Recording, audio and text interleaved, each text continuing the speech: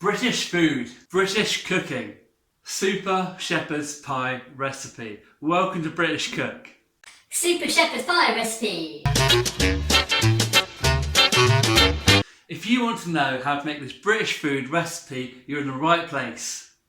I've been asked about my shepherd's pie recipe time and time again. I've been asked my live streams on Sundays. I always live stream on Sunday. Hang on a second, this Sunday's Easter Sunday. I'm still live streaming. It's also being asked on a place called Reddit, on a subreddit called Casual UK.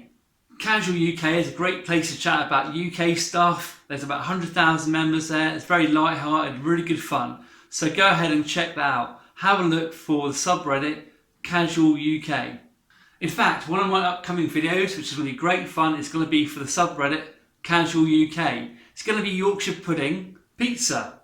Yorkshire pudding, pizza. How cool is that? Just talking about live streams really quickly. I live stream every Sunday. Last Sunday, everyone got to choose what I made. So I ended up making like an Oreo sundae with cookie dough ice cream, with peanut butter, with coffee in it, a little dash of coffee, and a peppermint cream on top. Now, doesn't that sound good to you? Join me on Sunday, live stream on YouTube. And if you subscribe to my channel and click the bell notification, you'll get a notification every single time I go live. How cool is that? This is all about shepherd's pie. Let's get to it.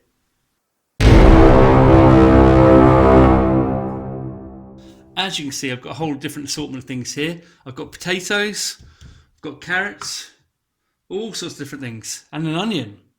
Look at this onion. This onion weighs about £3, maybe £3.5. Absolutely gigantic. We're not using this one, unfortunately. It's for something else. We're going to use one onion, about 250 grams, about half a pound, chopped up, nice and small. Okay, so first things first. In the UK, shepherd's pie is called shepherd's pie because it has lamb in it. Shepherd looks after the lambs, okay? We call anything with beef in it would be cottage pie. So this is going to be shepherd's pie we're making today. What we're going to do is get this pan nice and hot. And the first thing we're going to do is remove that greasy problem. We get so much grease sometimes come out of lamb. We want to try and get as much of that off as we can, and then we'll start adding some extra ingredients to it. So you can see as we start browning that, you get an awful lot of liquid coming out of there. Some of that's flavour, some of that's lamb, but an awful lot of it unfortunately is fat. So what we're going to do is pour that off. Just a couple of minutes of browning up like that, so most of the liquid comes out of it. Perfect. Stop right there. I'm actually going to pour this off and keep it because I will separate the fat out from the flavour later and use it in another dish again. So first step complete, we've removed an awful lot of the fat from there. Now what we want to do is start adding some flavour to it. Next, in goes about 450 grams of carrot, which is about a pound of carrot, which has been chopped quite small. We're going to continue cooking on that nice high heat. Then goes in one large onion, chopped. A top tip for the carrots, if you want to soften them slightly before you put them into the frying pan, if you put them in the microwave on their own for about 3.5–4 minutes, it'll soften them up a little bit. In here we have 1 tablespoon of Worcester sauce, or as they like to say across the pond, Worcestershire sauce. Worcester sauce. Pop that in there. I've also got here 1 tablespoon of mushroom ketchup. Don't worry if you can't get hold of these in America, it just adds a little bit of richness to it, that's all. I always think it's very surprising that we have lamb, and when you think about lamb, we always think about lamb, rosemary, garlic and thyme. Why isn't that going on a shepherd's pie? Well, it is now. So you need to add 1 garlic clove, 2 garlic cloves, and a 3rd clove of garlic, just for luck. So I've just popped 3 cloves of garlic in there. Going to give that a stir around quickly. The heat's on nice and high still.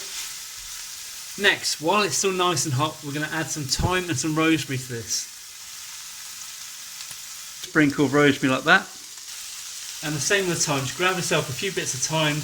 If you're using dried herbs, no problem at all. Just pop a teaspoon of each in there, should be fine. The reason we're adding the herbs now with this dry heat is so that we can cook the herbs, get these oils out of there and get them into the meat. It starts to smell delicious already.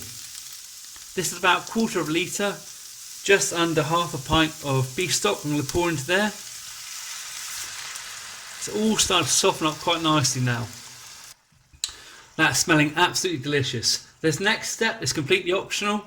What I'm going to do, I'm going to add around about a glass of red wine to it. A glass of Cabernet Sauvignon. The reason you add that red wine to it is for flavour, for a depth of flavour. And what you're doing is you're cooking the alcohol off it. Here I have around about a glass of red wine. It's a Cabernet Sauvignon. Just going to pour that in there as well. Keep it on that high heat for a minute until it starts to boil. Then what we'll do is ease it off and turn it down to a simmer. The carrots and the onion are soft now. The herbs have infused from the meat, and the smell coming from this is really quite wonderful. But first of all, I need to add some tomato paste to it. 2 tablespoons of tomato paste. 1, 2.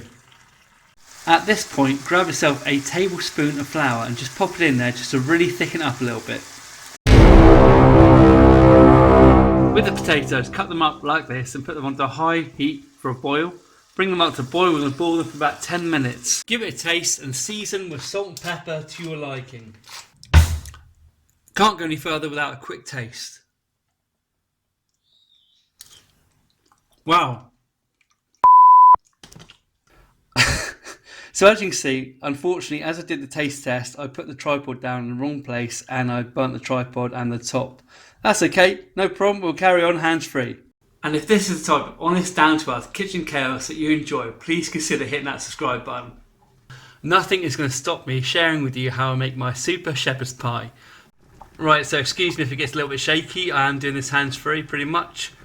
Potatoes are boiling away nicely, we're going to get them out, we're going to mash them up with a bit of butter, a tiny bit of milk and a little bit of cheese.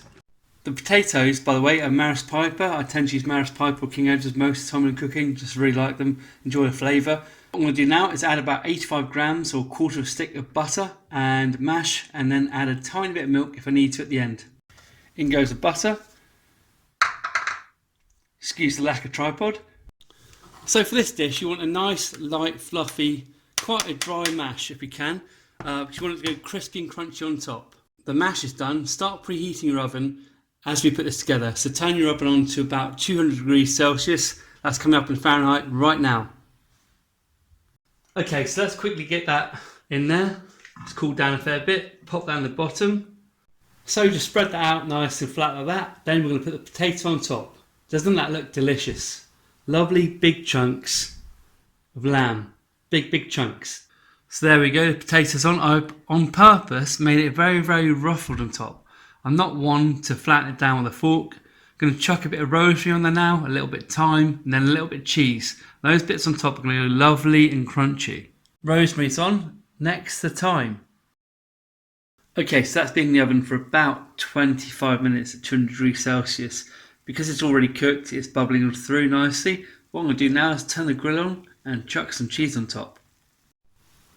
So I'm just going to pop a bit of that cheese on top, sprinkle it across there, turn the grill on nice and high and just finish it off for a few minutes. Give it a lovely golden sort of finish all over. It's going to be delicious. I don't normally talk about the comments, but I had an amazing comment that completely blew me away. A lady called Carolyn Nunes, I think her name is, and she mentioned how watching one of my videos about clotted cream had reawakened memories of her mum, because herself she'd lost some bit of memory as well.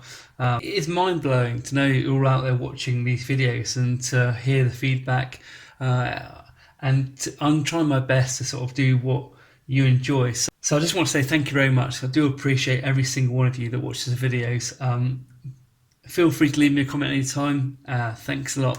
So there we go. One ruined tripod, hands-free, but we've got ourselves a super shepherd's pie. Delicious. One moment, I'm going to cut it open and show you what's inside. What I'm going to do is cut a little piece and show you what exactly it looks like inside. It's quite hot still. So there you go. That's what my super shepherd's pie looks like inside. Huge chunks of lamb. Absolutely delicious. Gonna love this. Well worth losing a tripod for.